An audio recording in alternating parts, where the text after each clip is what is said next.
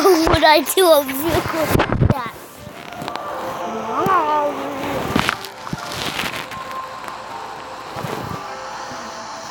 You guys probably will be sorry.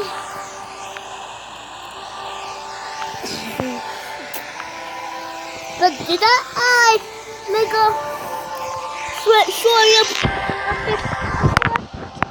Let me see. No, I probably fall on the other one. But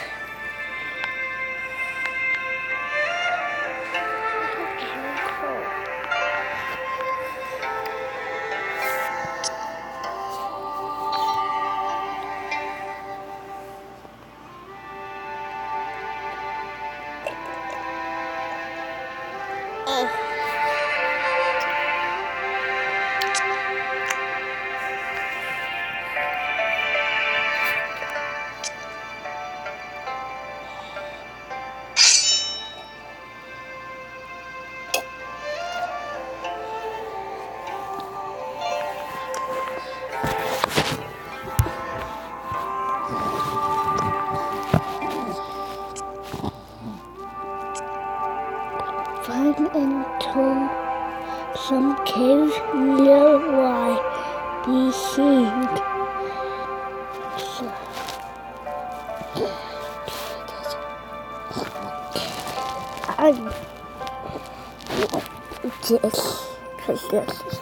So she's okay. So that would be a secret. A bonus. You are my bonus.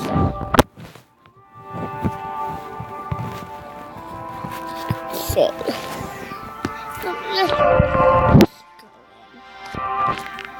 you guys know what old guy said?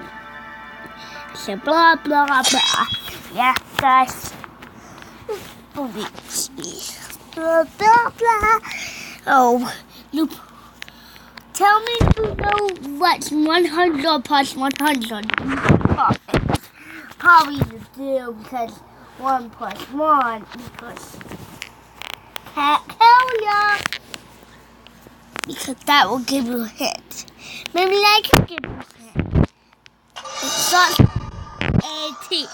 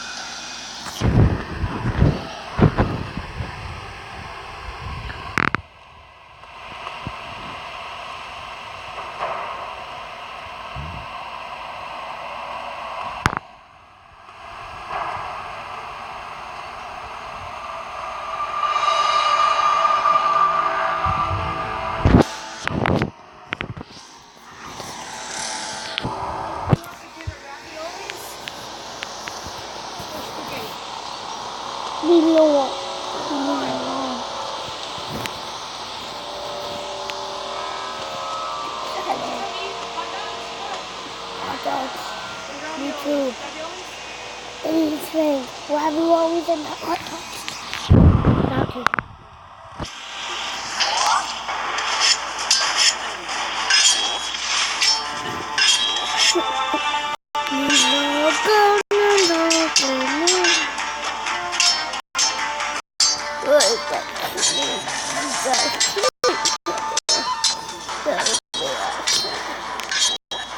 I'm a ninja. Ninja level. That's a ninja.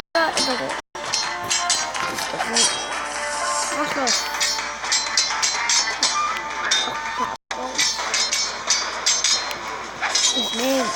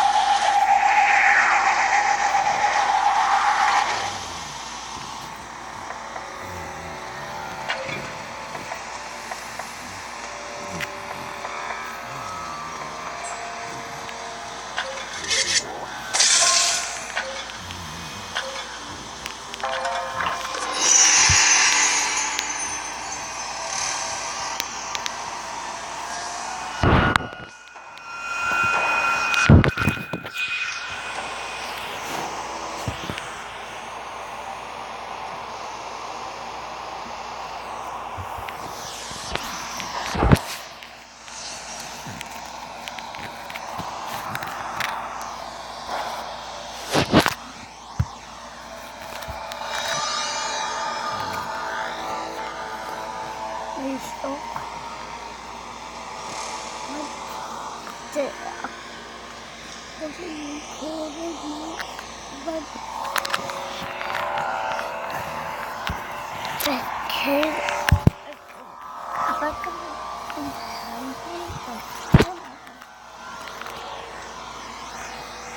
count the ones that I have seen.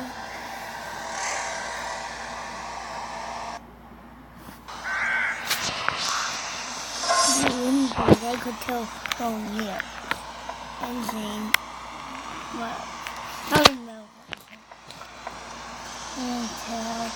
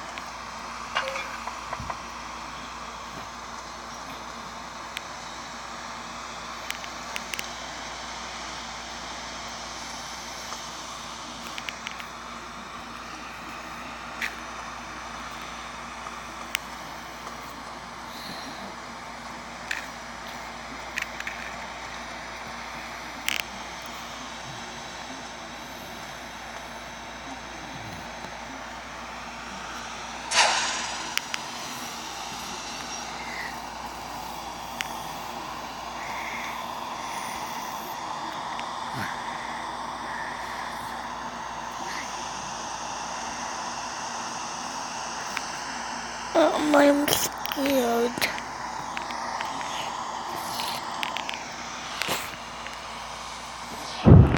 Just goodbye.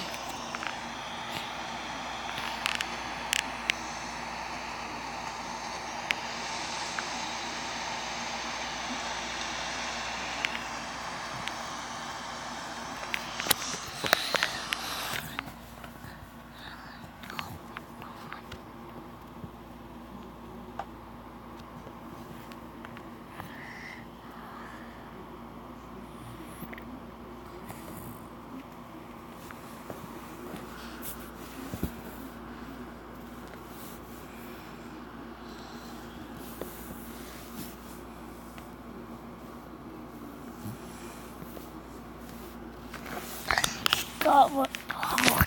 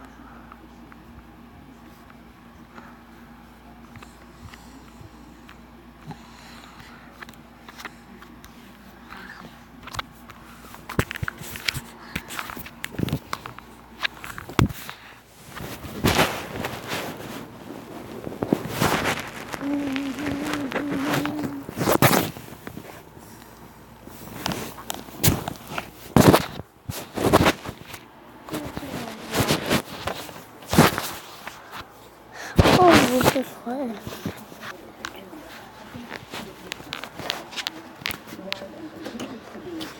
This is going to get in the way of what they want to see done in the way of tax reform, in the way of deregulation, in the way of healthcare reform, etc. So the market, with the valuations being as high as they have been, is banking on this idea that this pro-growth Trump economic agenda will make its way through.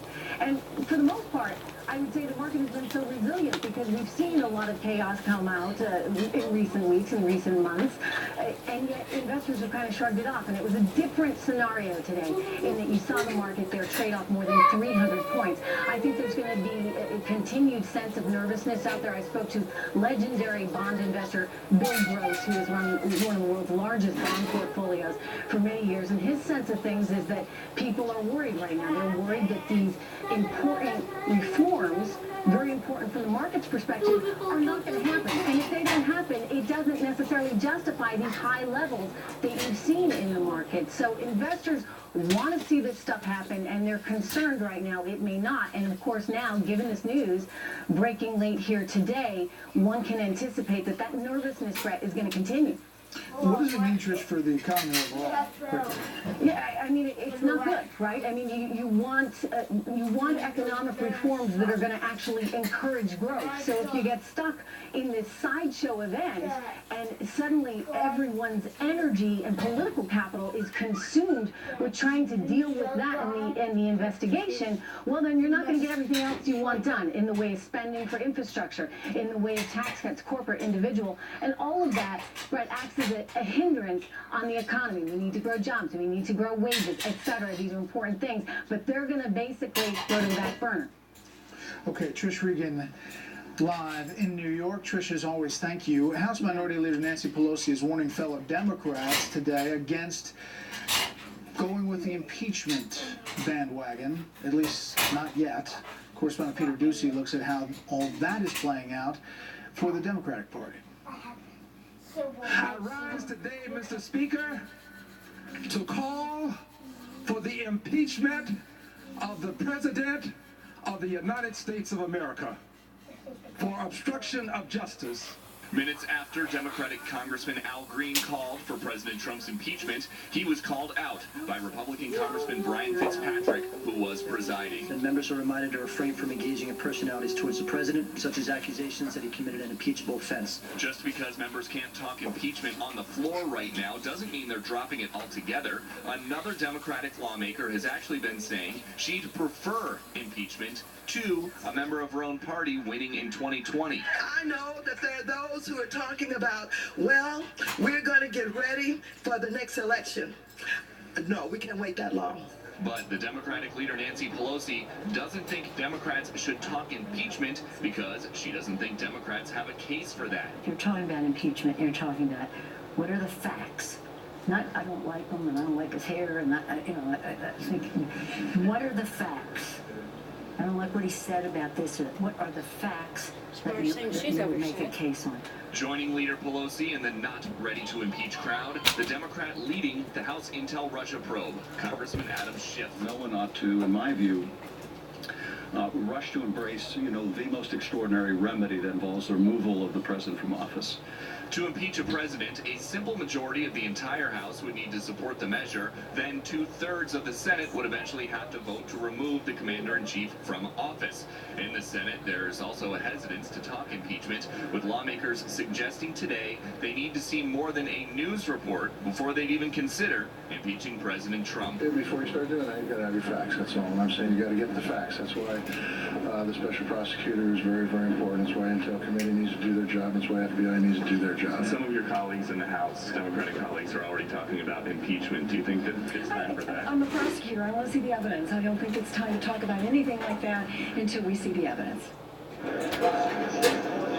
One Republican Congressman, Justin Amash, told the Hill newspaper today that he thinks if the Comey memo is accurate as reported, it would be grounds for impeachment. But Congressman Amash is an exception. Almost all talk about impeachment is coming from Democrats, and almost all of them are saying they think it's too soon to talk about impeachment proceedings. Brett. Peter Ducey live on the Hill. Peter, thank you. We're just getting word from the White House that they were informed of this after the order had been signed by the Deputy Attorney General, Rod Rosenstein. Again, the news breaking at the top of the hour that the former FBI Director Robert Mueller has been named special counsel to oversee the investigation into the Russia activities to interfere with the 2016 election and, quote, other related matters, which obviously deals with the allegations of collusion. Let's bring in our panel. Early, we welcome back Fox News Chief Intelligence Correspondent Catherine Herridge, Steve Hayes, Editor-in-Chief of the Weekly Standard, Anna Palmer, Senior Washington Correspondent for Politico, and Byron York, Chief Political Correspondent for the Washington Examiner. Byron, your thoughts on this? Well, a couple of things. The thing about this, you remember that most Republicans on Capitol Hill opposed the appointment of a special counsel. So I think there's two reactions now. One, if there has to be one, the choice of Robert Mueller is a good one. Now, he's a very respected man. But they are worried about a wild goose chase. I mean, the order creating this office does say that Mueller has the authority, one, to look into any possible coordination between Trump and the Russians, and two, any matters that arose or may arise directly from the investigation. So a U.S. Senator just said to me, yes, it depends on what the word matters means and what the word directly means, because they remember that CIA leak case. If you remember that, there was alleged perjury involved in that. What happened is the appointment of a special counsel was followed by years and years of investigation. If we follow the same pattern here, we'll be talking about this investigation in 2020. Let's just put this in context. Now, Robert Mueller has the power of a U.S. attorney. He has the power to convene a grand jury. He has the power to basically, Anna, say to the Trump White House, I need to see the president's tax returns.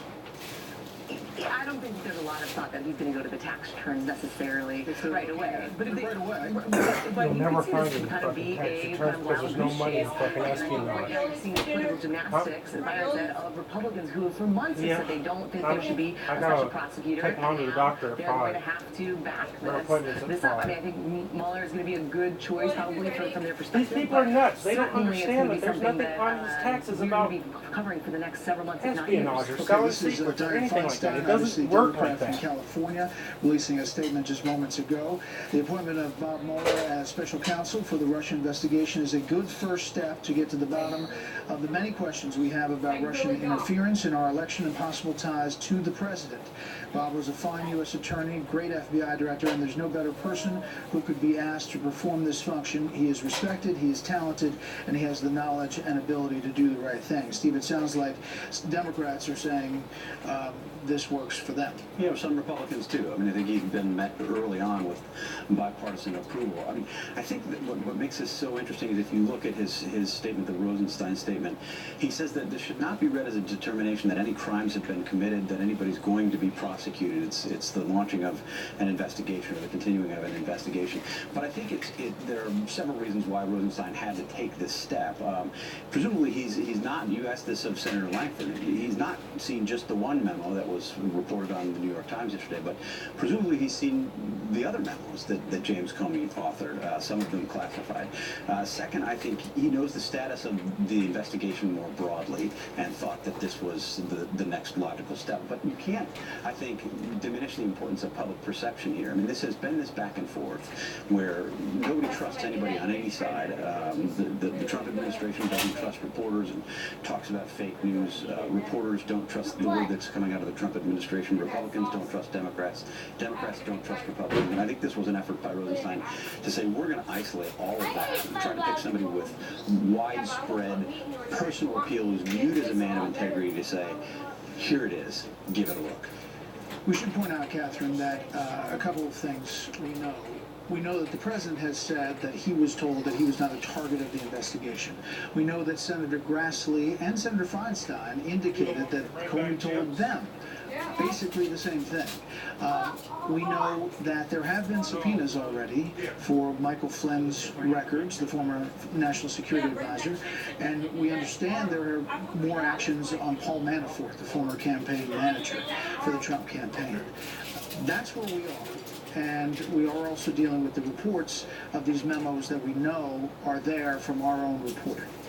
That's right. One of the things that strikes me this evening is that given Robert Mueller's track record, he's not someone who engages with the media. He doesn't hold news conferences unless it's absolutely warranted, and he's certainly not somebody who's known to leak information. I believe the appointment of this special counsel may in some ways have the effect of drawing a line under this particular episode, at least in the short term, because there's not going to be this ongoing discussion of should there be a special counsel, should there not be a special counsel. The other point I would make is that sort of buried in all the news today is that we appear to be now down to a short list for FBI director. There are 4 candidates, and we could be looking at an announcement by the end of this week. And if it is a strong choice that Republicans and Democrats can get behind, perhaps like former Senator Joe Lieberman, that may too draw a line under that part of the story. So I think we may be looking at a case going forward where a lot of the noise surrounding the story may go off to the side burner, at least temporarily. So you think that the the people who met today are the final 4 candidates for? I believe that they're focusing in on those 4. Okay, let's put them up. I think we have full screens of them. Andrew McCabe, who's the acting FBI director. Frank Keating, former Oklahoma governor. We also have Richard McFeely, former FBI official, and as you mentioned, Joe Lieberman, former Connecticut senator and the chair of the Senate Homeland Security Committee, good friend of John McCain's and Lindsey Graham's. That's right. The one thing we've heard consistently in our reporting is that they want somebody who can really get into that job almost immediately, not have a steep learning curve. So you need someone with strong Justice Department experience or strong experience dealing directly with the FBI. Many of those candidates have that kind of experience, at least half of them. And that would be to the advantage of the administration and also to select somebody that both sides can really get behind. It was somewhat surprisingly today that Alice Fisher, a former Justice Department official under President Bush, withdrew from selection. She was seen as someone who really had the roadmap for the FBI and could really jump right in. And it's not lost on the decision makers, based on my reporting, the significance of nominating a woman to the job. But gender was never going to be the deciding factor here. And we obviously saw John Cornyn and Trey Gowdy pull their names out as well.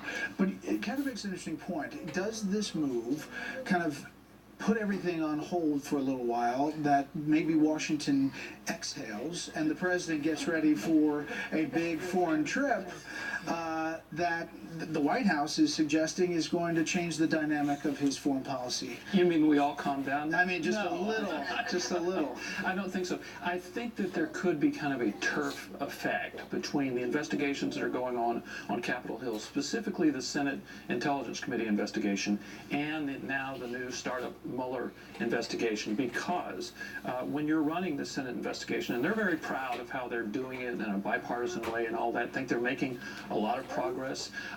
When there's this new investigation going on, if witnesses are not already lawyered up, they're going to get lawyered up. They're going to be more hesitant to talk to the Senate because they are facing an interview under oath, probably with these new investigators. So I think it actually could create some sort of conflict, even though the Democrats on the committee have been saying they wanted this to happen. Not sure it's the best thing for the Senate investigation. What does it do to the mood at the White House, Anna, which has been, I think it's fair to say, chaotic behind the scenes? Yeah, I think that's an understatement probably from what we've been talking to people who are working there. I think this might be a reset moment. I mean, certainly Trump is looking at his foreign trip to have that happen abroad, and so this kind of ongoing scandal, I think in the short term, this probably helps them. There's some stability about what's going to happen. They can move on to the FBI director's position, but I think there's also got to be some nervousness about where does this investigation go. Well, the one thing that's an unknown at this point that will, I think, determine the answer to your question is,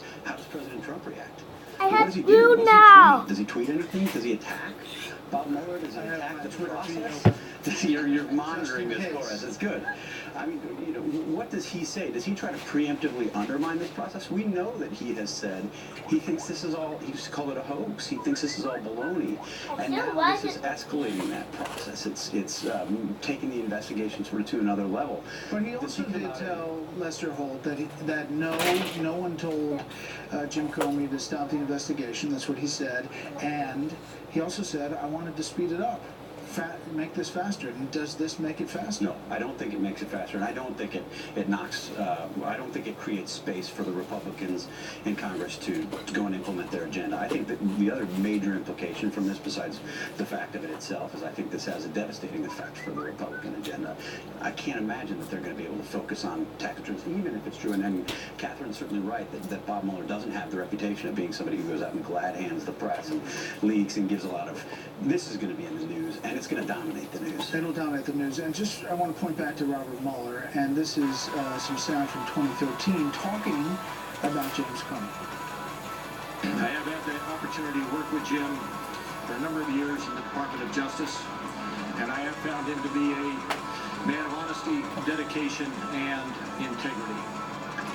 His experience, his judgment, and his strong sense of duty will benefit not only the Bureau, but the country as a whole.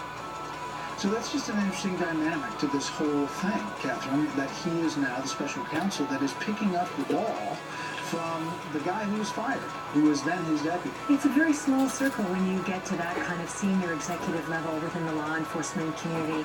And Director Mueller really stood side by side with his then deputy, James Comey, and they threatened to resign with the Bush White House over the warrantless wiretapping or the surveillance program.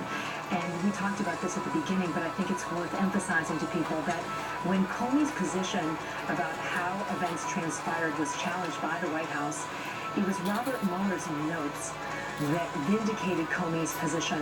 And believe me, if you've ever known a lawyer or lived with a lawyer or worked with a lawyer, but they take notes like they, wash their hair every morning. I mean, this is just like in their bloodstream. And so the idea that former FBI Director Comey was documenting or memorializing these conversations with the president at the White House is significant.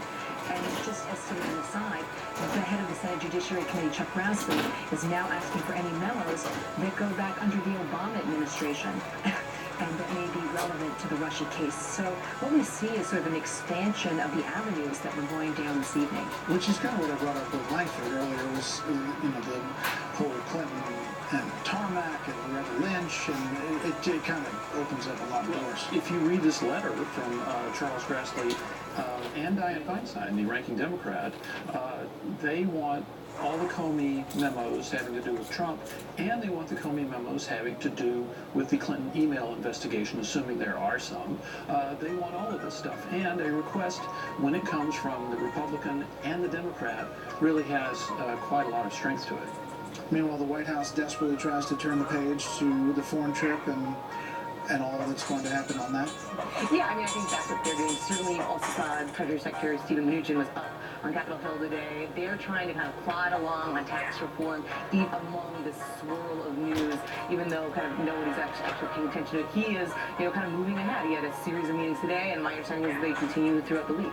Okay, stand by, panel. Let's check on some other headlines because, believe it or not, there is other news. Authorities say 9 people were hurt. 2 arrests were made during an altercation at the Turkish ambassador's residence. Take a look at this video. This is here in Washington yesterday.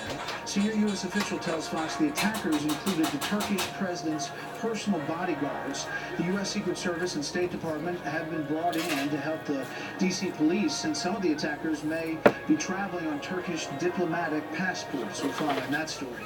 The U.S. is imposing new sanctions on Iran, even as it continues its policy of sanctions relief as part of the Obama nuclear deal. The new sanctions over Iran's ballistic missile program target Iranian military officials and a China-based network accused of supplying missile materials. However, the administration renewed the 6-month waiver relieving sanctions on Iran over its nuclear program. President Trump has ordered a review of U.S. policy on Iran. He's indicated he might reject the nuclear deal.